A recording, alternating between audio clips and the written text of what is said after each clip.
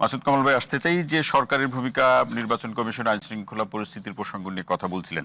আপনার কাছে coat unquote এই প্রশ্নটি রাখি, যে এইভাবেই রাখছি যে আসলে বর্তমান সরকার নিয়ে তো অনেক কথা হয়েছে, যেটা অমুক দলের সমর্থিত সরকার, অমুক দলের সরকার, কিন্তু এই বাস্তবতায় সরকার যে ব্যবস্থাগুলো একটি ঐতিহাসিক নির্বাচনের প্রশ্নে, গ্রহণযোগ্য নির্বাচনের প্রশ্নে গ্রহণ করছে, তাতে মনে হচ্ছে যে কেউ সন্তুষ্ট হচ্ছে না। আমি তো দেখি না আসলে, আমি তো কাউকে বলতে শুনি নাই যে আমরা খুব সন্তুষ্ট। এখন আমি শুনি না, এখানেও শুনলাম না, পত্রপত্রিকাতেও দেখে কেউ বলে নাই যে সরকারের প্রত্যেকটা পদক্ষেপ এত সুন্দর, এত অসাধারণ, যে এরকম পদক্ষেপ, এরকম ব্যবস্থা আমরা এর আগে কখনো দেখি নাই। এরকম কাউকে বলতে শুনি নাই ভাই পর্যন্ত। আমি সবাই সন্দেহ। এখন ঘটনাটা জানেন, জি, আগে কি হতো, আগে অনেক সময় হতো কি, যে সরকারের উপর মানুষ সন্দেহ করতো সরকারের প্রতি কোনো জায়গায় পক্ষপাত দুষ্ট আচরণ করছে। এখন হলো এই সরকার এতই অদক্ষ যে পক্ষপাত দুষ্টতা দেখাতে গেলেও তো এক ধরনের দক্ষতা লাগে, যে আমি দুইজনের মধ্যে উনাকে সাপোর্ট করবো, কিন্তু উনি টের পাবে না, উনি টের পাবে না। এটা কিন্তু হয়ে যাওয়ার পরে টের পায়, আগে টের পায় না। এটা কিন্তু দক্ষতা লাগে, এদের এই দক্ষতাও নাই।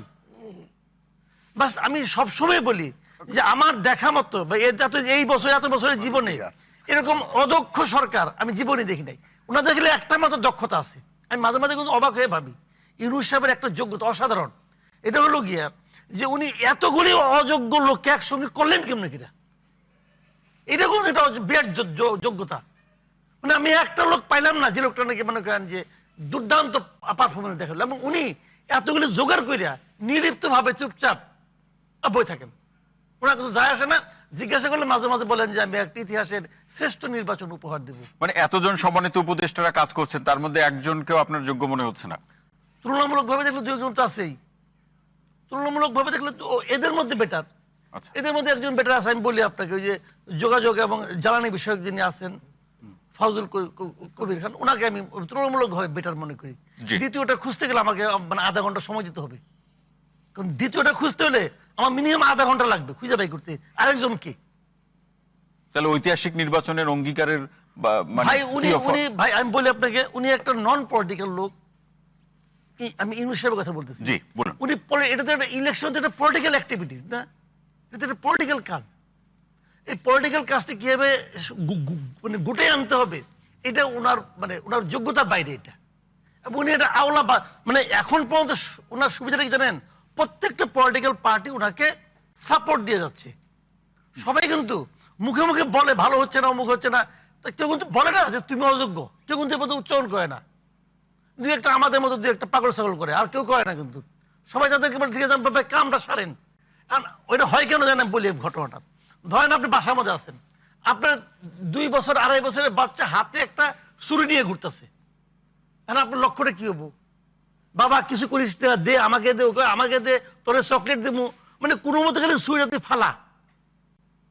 এই অবস্থাটা এদের, মানে সবাই আতঙ্কগ্রস্ত যে কোনো মতো ইলেকশনটা পার হোক। ইলেকশনটা পার হলে একটা পলিটিক্যাল গভর্নমেন্ট, সবাই কিন্তু তাই বলে, একটা পলিটিক্যাল গভর্নমেন্ট আসুক, জনগণ এটাকে নির্বাচিত করবে, যারাই করুক ভাই, আমার কোনো আপত্তি নাই। কিন্তু এরকম জবাবদিহিতা ছাড়া তো কোনো গভর্নমেন্ট থাকবে না। যে গভর্নমেন্টে আসুক, জামাত আসুক, ইসলামী আন্দোলন আসুক, বিএনপি আসুক, যেই আসুক, তার তো একটা জবাবদিহিতা থাকবে। মানুষ মনে করবে কি তুমি যদি এবার খারাপ করো, আগামীবার তোমার ভোট দেবো না। কিন্তু এতে কোনো জবাবদিহিতা আছে? কোনো একজন উপদেষ্টাকে দেখছেন পর্যন্ত বলতে পাবলিকের কাছে তার জবাবদিহিতা আছে? ওনাদের একজন স্পোক্স পার্সন আছে, বলে কি আমাদের সবকিছু করার ম্যান্ডেট আছে।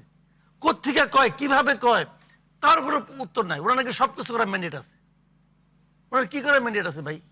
তো এগুলো বুঝেও না জিনিসটা, লজ্জাও পায় না, কি করবেন? জি।